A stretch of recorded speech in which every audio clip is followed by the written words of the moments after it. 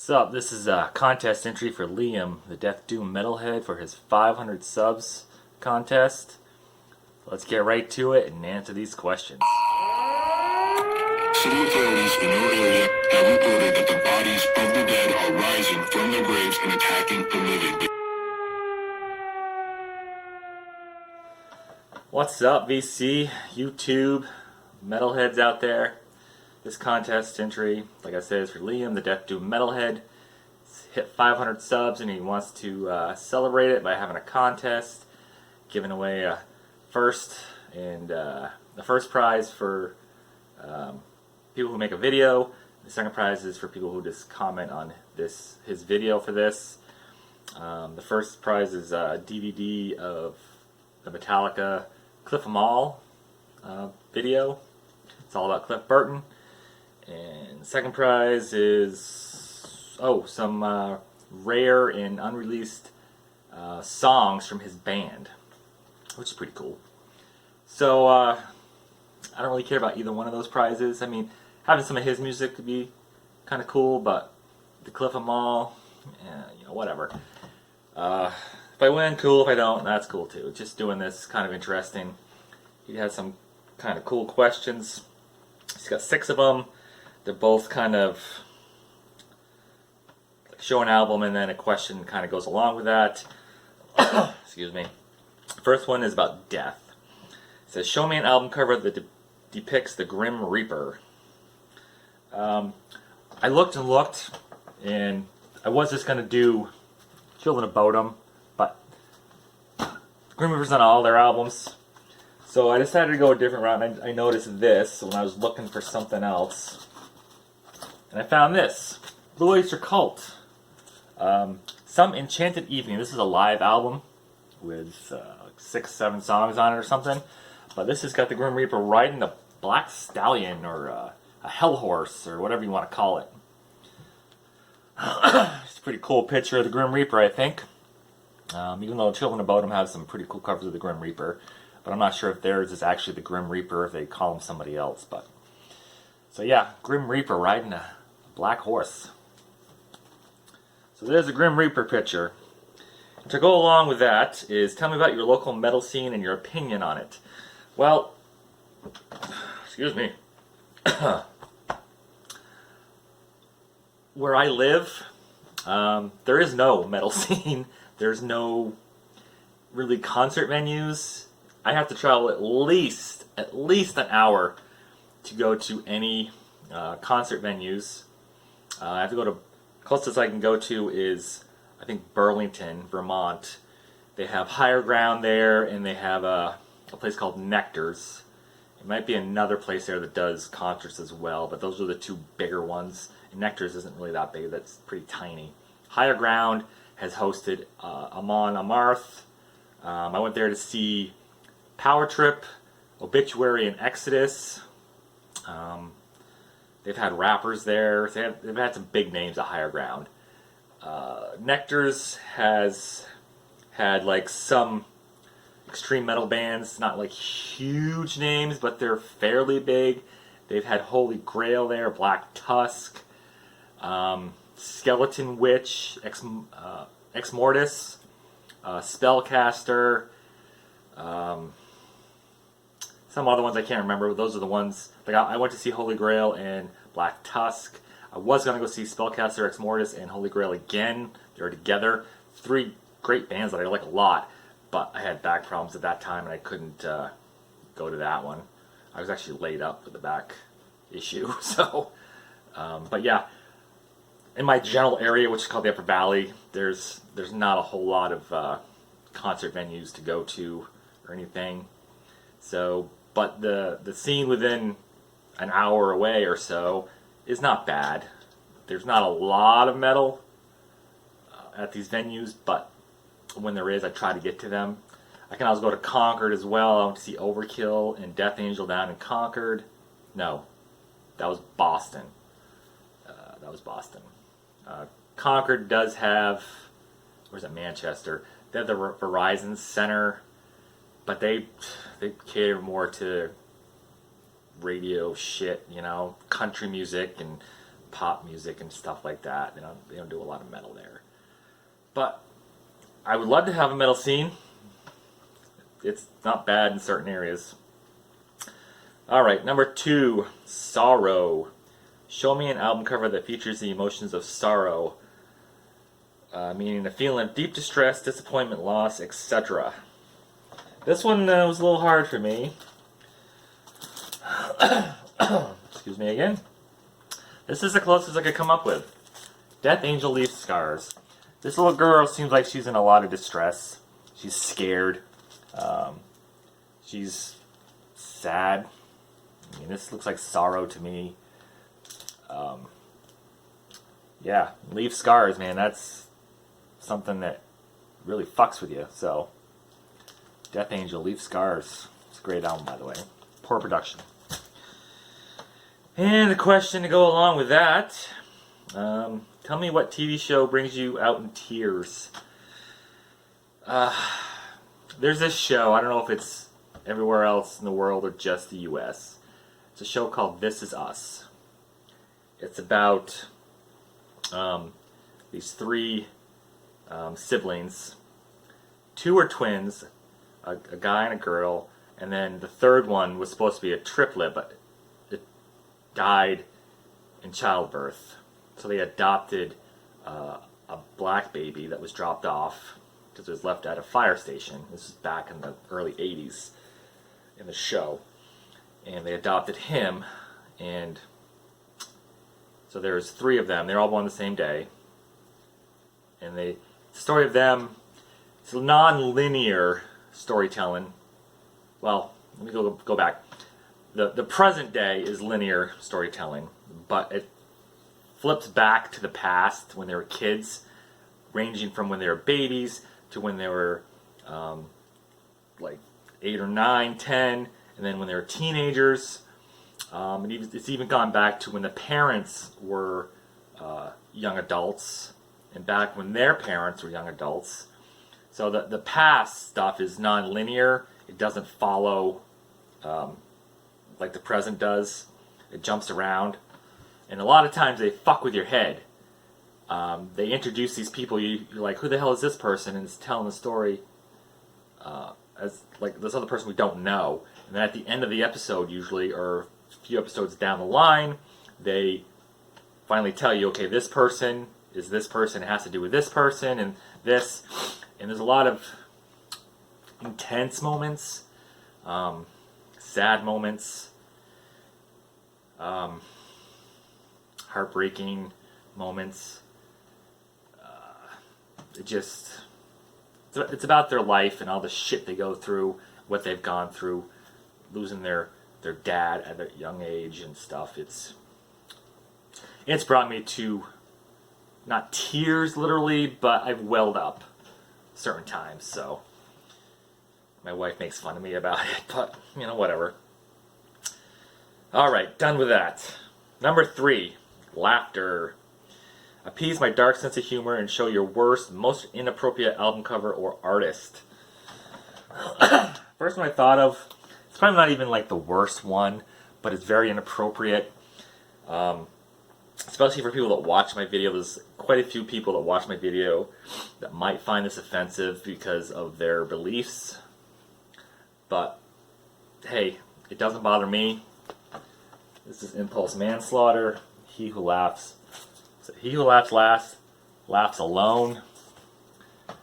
Yeah, very questionable artwork. I could have shown Blind Faith. I'd have to cover up something, but our early Scorpions albums like Virgin Killer, very inappropriate. But this is really bad for, I think, anybody who is religious. It doesn't bother me. I'm not religious. Alright, this one, it also says for this, tell me a joke. He said it could be as bad or crude, rude as I want it to be. I don't know a whole lot of jokes. Let's go with this one. A man walks into a bar. Thank you. How about this joke? What did the dentist say to his girlfriend? You have the nicest teeth I've ever come across. This one. What's the difference between Jesus and a painting of Jesus? It only takes one nail to hang the painting. Okay, joke. Jesus Christ walks into an inn. Hands the innkeeper 3 nails and he asks him, can you put me up for the night? Number 4. Skulls. Show me an album cover with a pile of skulls on it. I was going to do obituaries, cause of death, but somebody else picked that. I don't want to do the same thing as them. So then I was going to do death, scream, bloody gore, but that's not a very big pile of skulls. So I chose this band, Siege. The entire cover is a pile of skulls. This is a hardcore, punkish type of band. This is kind of like an EP. I believe it to be live songs. It's not terrible. Not terrible at all. To go along with that question, your best band shirt in your collection and why you love it. I forgot to get the shirt. I'll be back. Band shirt, I don't really have a favorite one, but I like this one a lot. This is from 2018 Anthrax World Tour. I saw them in, this is a band tour shirt. I think they were touring with, the headliners were Killswitch Engage, and, well, now I went to see them anyway in Worcester, Mass. It's next to the last show. Right here. Last one was Portland, Maine. There were Killswitch Engage, and Havoc was the opening band. I missed them because the line was so long to get in. Got there late, so you know, whatever. Let's see. 5. Sci-fi. Show me a sci-fi themed album cover. Okay, I couldn't choose just one of these because I love all 3 of these albums, and they're all sci-fi. So I had to choose all 3 because I love them all. These are Vector. Vector's 3 albums. This is Black Future. This is Outer Isolation and Terminal Redux. Some amazing sci-fi art there. Pretty good shit. I think this one is a cool looking fucking gatefold.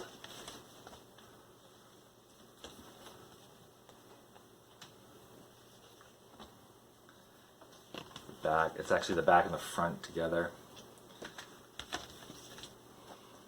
Some pretty cool. Actually, I'll put that back in a minute. Terminal Redux. Well, I'll just, this is covers. Whatever. So there's that. The sci-fi photos or covers.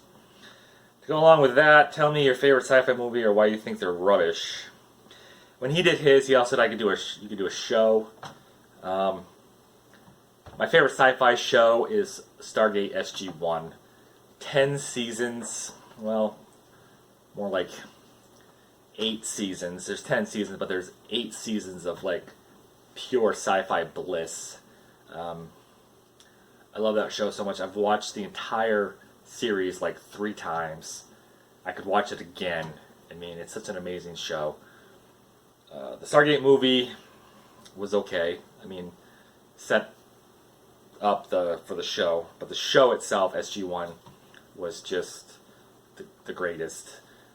Get past the first season. First season was kind of campy and just kind of getting its feet. There's some really campy as fuck episodes in the first season, but after that, I mean, it just goes all out, and it's great. Some great shit in there. Movie, I mean, I like the Star Wars movies.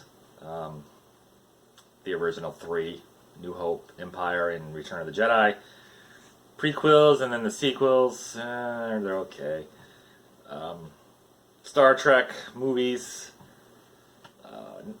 Generations and First Contact were really well done. But yeah, favorite sci-fi show is Stargate SG-1. I don't know if I really have a favorite sci-fi movie. No. Okay. Last question, number 6. Heavy metal. Show me a band that you would consider heavy metal to you.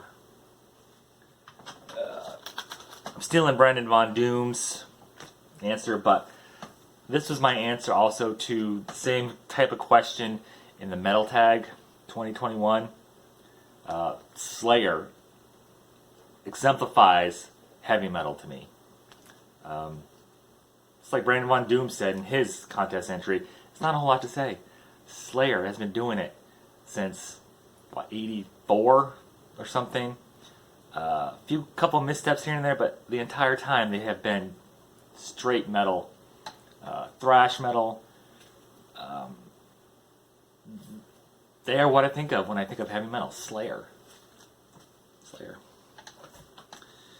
And the question to go along with that, he asks, what would you like to see change on my channel or something you wish I would stop doing? I mean, your channel seems good to me. I can't think of anything that I would want you to change. Everything seems fine to me. There's no reason to change anything. And why? Why change anything, you know? Looks good. Keep it the way it is. So that's it. That is my entry. Yeah, congratulations, 500 subs, Liam. The Death Doom Metalhead. Shit, I was gonna play this album while I was doing this video, and I totally spaced it. This is an album he recommended. This is Necrovault. I don't know what the fuck. Something Festering Peregrination. Totazug Festering Peregrination. It's death metal, some doomy elements in there, and murky kind of instruments and all that shit. Yeah, I totally spaced it. It's still spinning and everything. I had it ready and I just totally fucking fucked it up. Yeah, here we go. Well, we'll just listen to the beginning.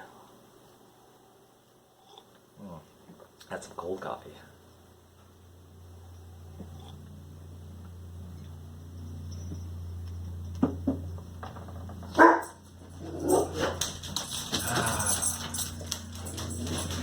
Can't do a video without the dog freaking out. Every time. I think he hears this. Because he's dumb.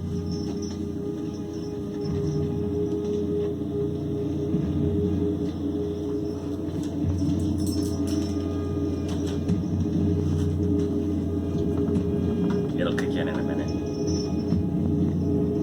Hey buddy. What's up?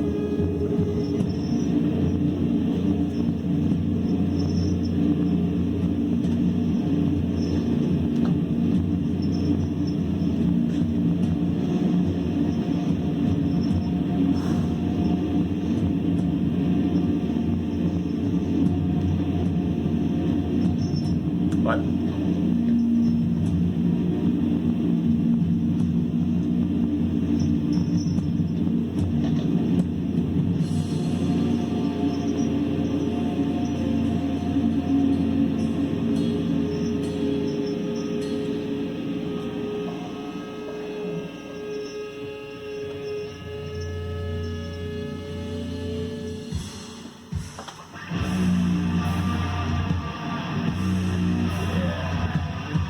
Heavy shit.